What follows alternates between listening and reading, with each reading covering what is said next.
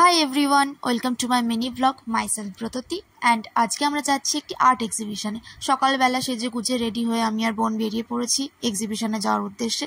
তো যাওয়ার জন্য প্রথমে আমরা চলে এসেছি স্প্ল্যানেডে, এবং এখানে যাওয়ার জন্য স্প্ল্যানেডে এসে হাওড়া ময়দানের মেট্রো চেঞ্জ করে মহাকরণ স্টেশনে নামতে হয়।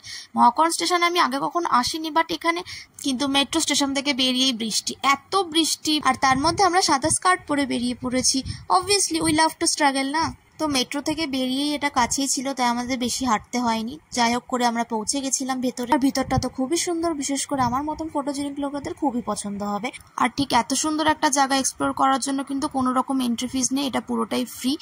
এটা প্রতিদিন সকাল 10টা থেকে বিকেল 5টা অবধি খোলা থাকে, মানডে বাদ দিয়ে। আর আমরা যে সময় গেছিলাম তখন একটি আর্ট এক্সিবিশনও চলছিল। So this is the old currency building I am talking about, situated in the heart of Kolkata, where you can spend your weekend with your loved ones and take as many as photos you can. So this is all for today. Bye.